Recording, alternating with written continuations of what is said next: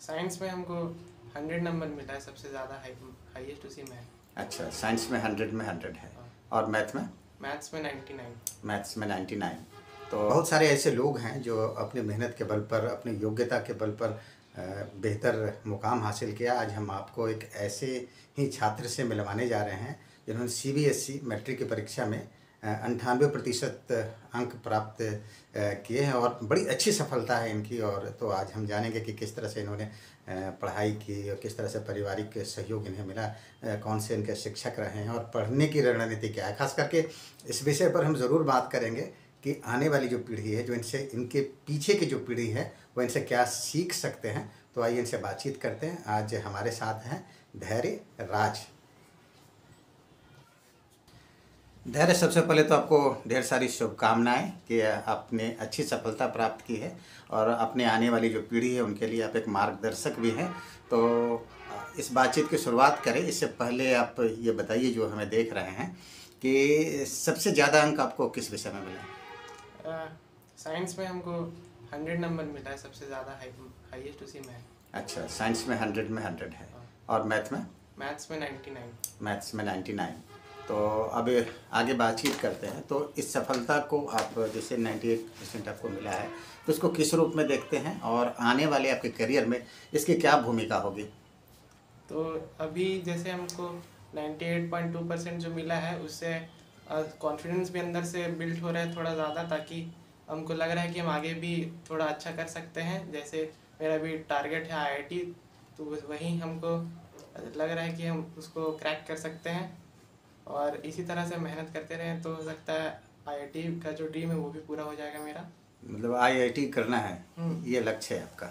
और लौटते हैं आपकी पढ़ाई की तरफ। जब परिणाम आने से पहले, जब आपकी परीक्षाएं थी और आप पढ़ रहे थे, तो इस अध्ययन के दौरान आपको कभी लगता था कि इतने अच्छे मार्क्स प्राप्त हो सकते हैं? हाँ, कॉन्फिडेंस था कि हम ये कर सकते हैं, उसी हिसाब से तैयारी किए थे तो मार्क्स बढ़िया हो गया। और तैयारी की बात करें तो क्या क्या किस तरह की तैयारी आपने की थी कि जिससे एक अच्छा स्कोर प्राप्त हो? जैसे मैथ्स में आपको अच्छे अंक मिले हैं, साइंस में 100% अंक है। तो जो बच्चा, जैसे बहुत सारे बच्चे ऐसे होते हैं जो अच्छा स्कोर नहीं कर पाते हैं, कहे कि क्वालिटी एजुकेशन की जब बात आती है तो बहुत सारे बच्चे पिछड़ जाते हैं, तो उनको क्या सलाह देना चाहेंगे? तो सबसे पहले जब उन लोग पढ़ाई करता है तो उन लोग को साथ में नोट्स भी बनाते रहना चाहिए, क्योंकि अपना बनाया हुआ नोट सबसे बेहतर रहता है और लास्ट टाइम पे उसी से रिवीजन करते हैं तो थोड़ा बेटर मार्क्स आता है। तो वही ज़रूरी है कि नोट्स बनाते चलें, ऐसे नहीं कि बस ऊपर से ही पढ़ गए और नोट्स वोट्स कुछ बनाए नहीं। और टीचर जो हैं, जो आपको पढ़ाते हैं, तो शिक्षक की यहाँ भूमिका किस तरह की है और आपके जीवन का कितना महत्व है? तो टीचर जो है बहुत अहम रोल निभाए हैं, काहे कि जो मेरा डाउट्स ये सब होता था तो हम उन्हीं से क्लियर करते थे और वो लोग हमको बहुत बढ़िया से एक्सप्लेन कर देते थे। फिर वो डाउट वहीं पे सॉल्व हो जाता था, उसके कारण फिर अच्छा से पढ़ाई कर पाए तो मार्क्स भी थोड़ा बढ़िया आया। और जैसे कि जब साइंस में बात करते हैं तो आप 100% आपको अंक मिले हैं, तो एक बात ये बताइए कि बच्चे आखिर मतलब अटकते कहाँ हैं? बच्चों की कमजोरियाँ क्या होती हैं? जैसे फिजिक्स में तो न्यूमेरिकल्स में बहुत प्रॉब्लम आता है स्टूडेंट्स लोग को, और केमिस्ट्री में जो रिएक्शन ये सब होता है उसको याद करने में, और बायोलॉजी में जो डायग्राम्स होता है वो सब में स्टूडेंट थोड़ा फंसते हैं। तो हम लोग को रिवाइज करते रहना चाहिए, वो सब हम लोग को बार बार देखते रहना चाहिए ताकि तो आप किस तरह से किए थे? वही हम बार बार रिवाइज करते रहें, एक बार पढ़ के रिवाइज करते हैं, उसके बाद फिर दिमाग में रहता ही है, कभी भूलते नहीं थे। तो वही एग्ज़ाम से पहले भी रिवीजन बहुत ज़रूरी है, तो वही रिवीजन करना चाहिए हम लोग को, ताकि जो भूले भूले नहीं हम लोग कुछ। जो बच्चे या गार्जियन आपको सुन रहे हैं, देख रहे हैं, तो उनको क्या कहना चाहेंगे? तैयारी के स्तर पर किस तरह, किन बातों का वो ध्यान ज़रूर रखें?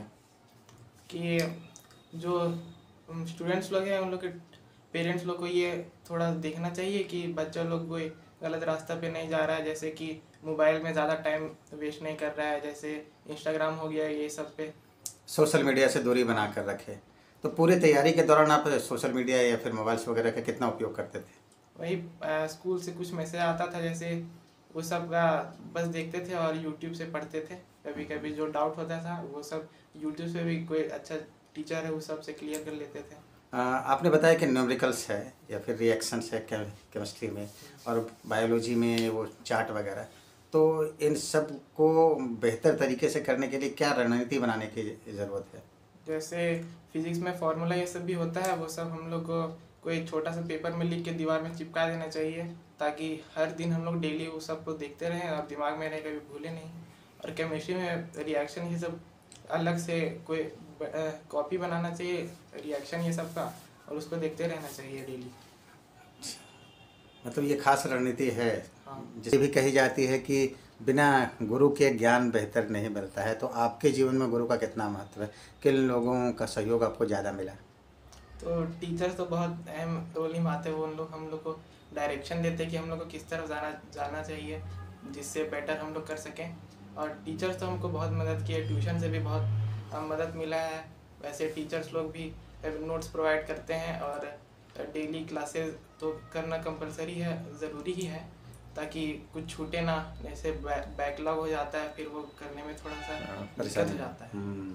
और कौन शिक्षक हैं आपके जैसे जिनका ज़्यादा सहयोग आपको मिला है? मेरे क्लास टीचर हैं एंजल्स में दिवेंद्र सर, वो बहुत मदद की है। और मेरे ट्यूशन में अजय सर, उन लोग कॉन्फिडेंस मेरा बिल्ड करते रहे।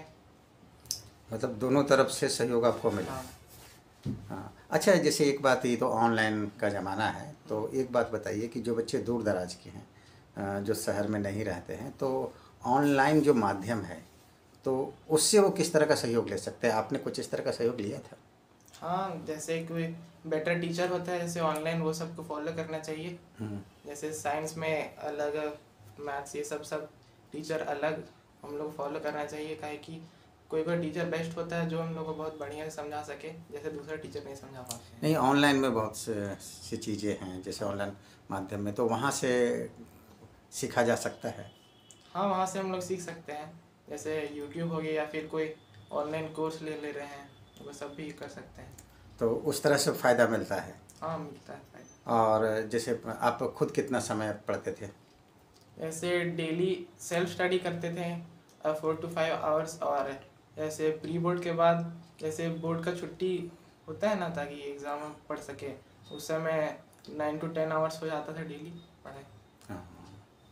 और घर में परिवार के सदस्यों का कितना सहयोग मिलता था आपको? मम्मी पापा तो बहुत सपोर्ट किया है इन लोग। जैसे कभी टेस्ट में थोड़ा ख़राब हो गया तो इन लोग थोड़ा कुछ बोलते नहीं थे, और हमको थोड़ा सा सहयोग करते थे, ताकि हम बेटर और परफॉर्म कर सकें।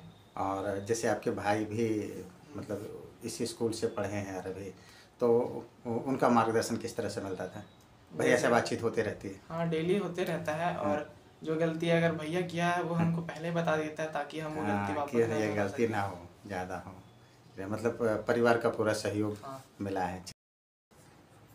तो जैसे धैर्य ने अच्छी सफलता प्राप्त की है, तो उसके बाद बहुत सारे गार्जियन हैं, वो जानना चाहते हैं कि बच्चों के साथ माता पिता का व्यवहार किस तरह से होना चाहिए।